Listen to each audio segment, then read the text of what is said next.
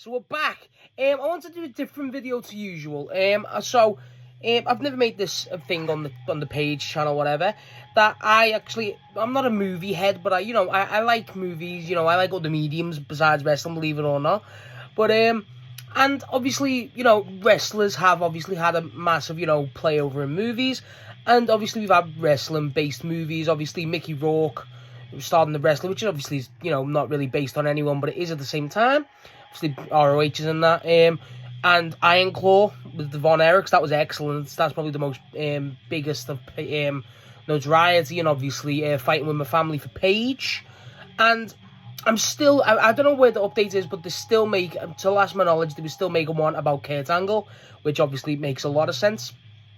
And I just want, it always gets me thinking, like, I've made it clear before on the page as well, I do read a lot of wrestler boards, autobiographies, I'm a big fan of that.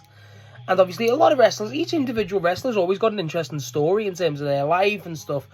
And I was just thinking, who would be, like, the best wrestlers to get a movie about their life? And I just thought, I'll talk about that in the video, it's an interesting topic to me, and I'll give 5.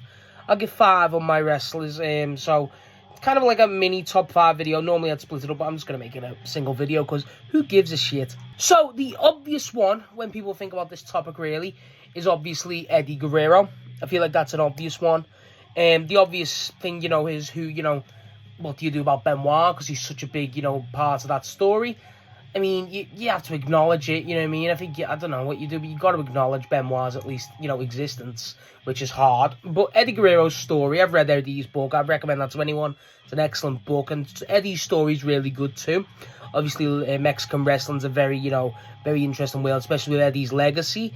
I'm not going to sit here and fantasy cast it and shit like that. I just think with Eddie's story, with his addictions and the constant violence and his way up through the Mexican ranks, living up to his father's legacy, stuff like that. I feel like there's a lot there for Eddie. Obviously, he's very notable too. A lot of people know Eddie Guerrero, and a lot of people know... Obviously, it sounds sad, but when a wrestler dies, like, stuff like that, it's kind of, easier to make a film out of it because the story's still there. But I feel like Eddie Guerrero is the obvious one. You know what I mean? If they were ever going to do another wrestling-based movie, I'd be baffled if it wasn't Eddie Guerrero. I just feel like that was the obvious call to put on the list. But, and plus, the thing is, I love Iron Claws. When I get this out of the way, I love Iron Claws, a movie. I think it's excellent, but it's not really about wrestling. It's about the Von Erich story and the family, which, makes sense.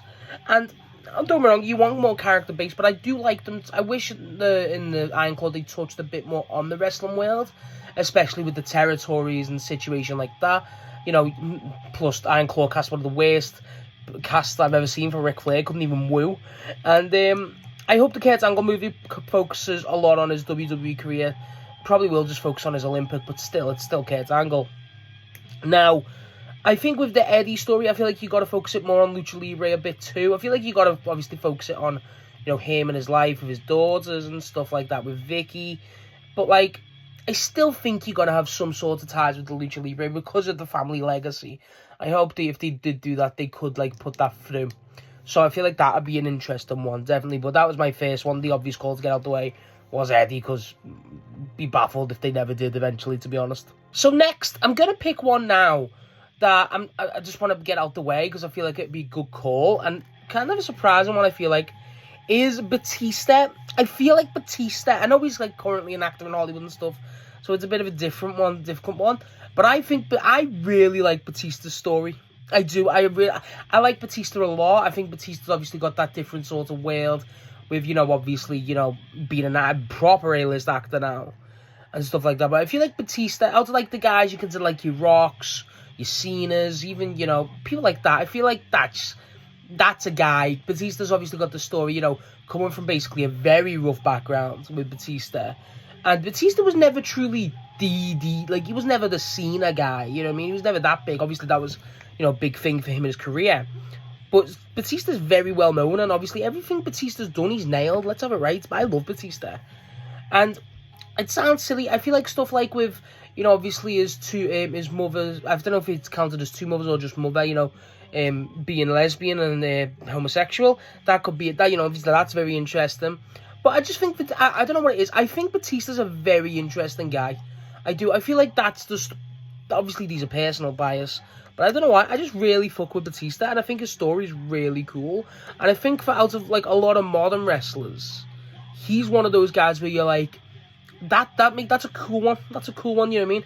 Like, you know, I like look at Jericho. Use Jericho as an example. I like Chris Jericho. I think Jericho's pretty cool. But however, Chris Jericho's got like 3 books, and they're just about like him being in Fozzy and shit. It's like, okay, Chris, I get it. But Jesus, Batista's has got a bit more something to it. I don't know what it is. There's a bit more interest for me in Batista's story. I think that's a very cool story. And if you know a lot about it, you know, it kind of makes sense. But the guy's also just cool as fuck.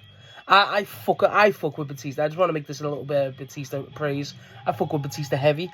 So, and it couldn't just, that one, you wouldn't have to limit it to just wrestling. That's why wrestling is a life story thing.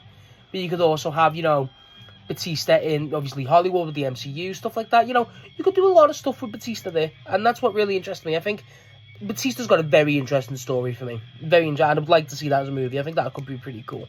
So, the next one I want to talk about is, like, this is the most baffling one for me, how they've never made a movie about. Well, yeah, I'd say probably. I am beyond bewildered how there's not been a film about Kobashi. Beyond baffled. I mean, Jesus Christ. Kenta Kobashi's story alone, even from the little I know about it, is just, it's fucking incredible. And, like, Kobashi, like, the thing is with films as well, like, you know, you've got, like, a lot of stuff you could do, like, with, you know, the whale being introduced with Japanese wrestling. You know, it's not really a mainstream thing. Kobashi's definitely your hero. You know, look at the 4 pillar situation. You know, the story between All Japan and Noah, obviously. And, you know, just the cancer battle, the 2-time cancer battle with Kobashi. And just how good he fucking was. I mean, Jesus, just everything about Kobashi, the character, the story, everything's there for a solid-ass movie. And the whale, like, you know, it's a unique perspective on a different, like, industry. It's not just, it's, look at the Smashing Machine, Dwayne's, The Rock's new movie, or most recent, where it was like, you know, it was based on Mark Kerr from UFC. It's like, well, okay, let's not be stupid here. Like, that's, you know, that's really cool because it's set in, I think that was set in Japan as well. It was set, you know, it was set in Pride and the other one, I forget. But the point is, it was like, you know, it was set in another country, which was pretty cool. You know, add a bit more to the set. I didn't like the movie. I thought the movie was ass. But still, I feel like Kobashi's movie makes sense. Every time I think of Kobashi's story, I'm just like, it just makes sense as a movie. That's the one way it's like, how has that not happened? And even with, like, you know, I'm not going to sit here and go, the wrestling movies are just going to make the other ones made. That one just makes sense as an actual movie. That's like you could make that like an Iron Claw. That makes the most sense in the world for that to be a Kobashi movie. It really does. It's just, there's so much there with a Kobashi movie. I'm just surprised I'm really surprised it's never happened, to be honest. I think you got to do it. Because the story's magnificent. It deserves to be told to a wider audience. And out of all the ones I do in this list, that's the number one I'd like to see. Easy, I think. I'm a big fan of Kobashi anyway. But Jesus, everything about that would just scream incredible. Honestly, I really would love that. I think that's my dream wrestling movie. Easy. So, number 4, another one that I'm baffled that has never been made is Shawn Michaels. I feel like Shawn Michaels not having a movies, it makes sense in a way, but also doesn't. I feel like Shawn Michaels has very easily got a great story to be told, and obviously, you know, you got the notoriety. A Shawn Michaels film people get excited for just on the name. Obviously, you know, the addiction to the turns of the Christ, stuff like that. It's a very simple story to make, obviously. But how good, I think what gets me is how good Shawn Michaels could be. Like, I feel like getting the notoriety of how good Shawn Michaels was out there.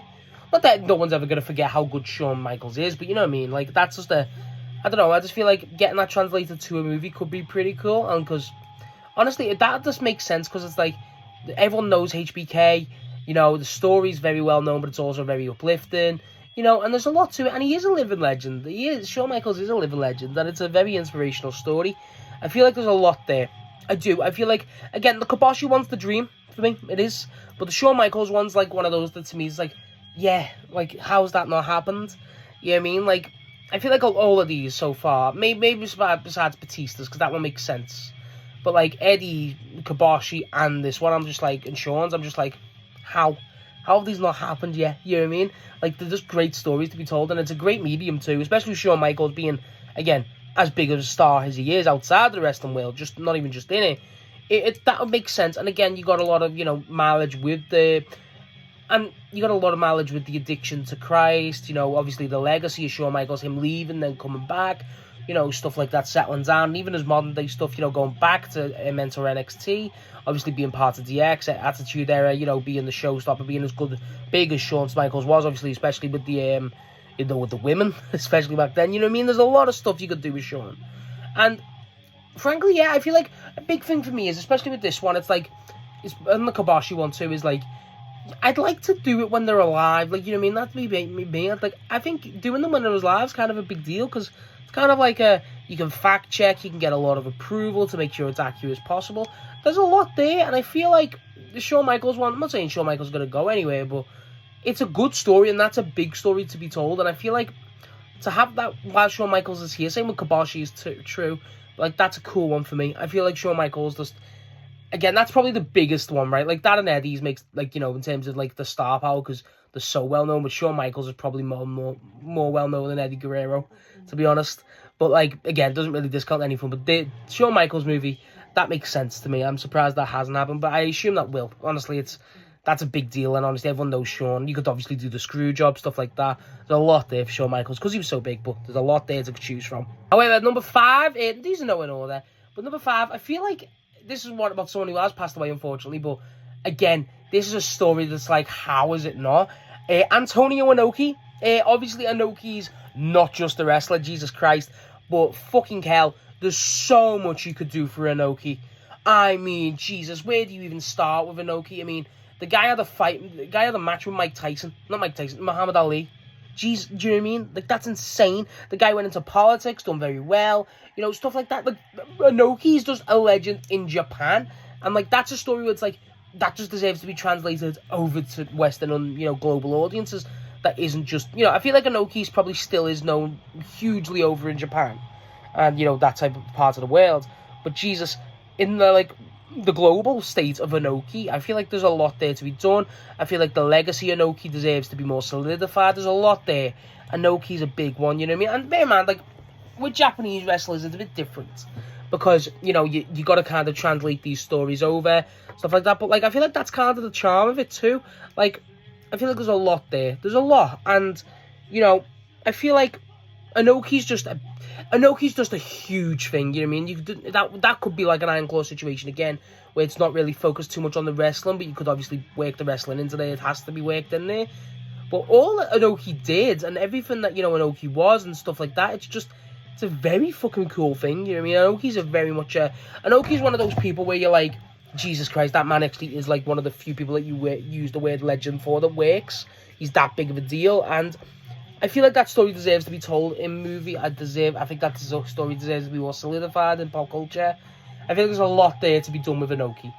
And, again, the Japanese thing works, especially in old age Japan. Stuff like that. Like, again, I'd rather have the Kobashi movie. I think that makes a lot more sense. But, Jesus, an Inoki movie, I'm just really surprised it's never happened. You'll get a Shibata cameo in there, too, for me. I'll play Shibata. Hey, guys, it's me, Kashori Shibata. I'm playing Shibata as the cameo. But you know what I mean? Honestly, I think the Inoki one makes sense. I do.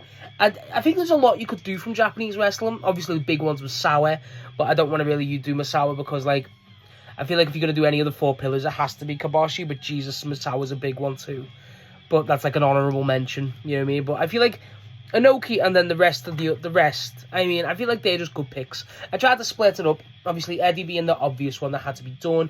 Tried to use, like, a guy who's, like, kind of an outside shout with Batista. Shawn Michaels being the WWE legend. For me, I think Kobashi just had to be in there. And then Inoki's just like oh yeah, like, fucking how have they not done an Inoki? You know what I mean? I feel like all of these make sense. I feel like all of them work as movies. I feel like they would. And they're all great stories. And again, there's so many other wrestlers you could do. Like, again, bro, I'm fucking huge on Bryan, right? As much as I'd be the main player, I would live in that theatre if they made a Bryan Danielson movie. I don't think that kind of fits the discussion. You know what I mean? I feel like the guys like, again, Inoki, Eddie, Kobashi, they're like the big ones. Shawn too, obviously. But like a lot of them, there's a lot you could do. And even Brett, you know what I mean? You could do Brett. There's a lot you could do. But for me, they're the 5 that come to mind. They're the 5 I think that just make great films. And not that there isn't that make other great films. But Jesus, those 5 stories alone just oh yeah, they just make sense. Academy Awards, whatever, it makes sense. It really does to me. So yeah, that's my thoughts on some wrestlers getting movies and who the top 5 I would pick. Obviously, again, there's a lot you could choose from, and you know how you do it. I mean, you could do a fucking, I don't know, you could do for a comedy.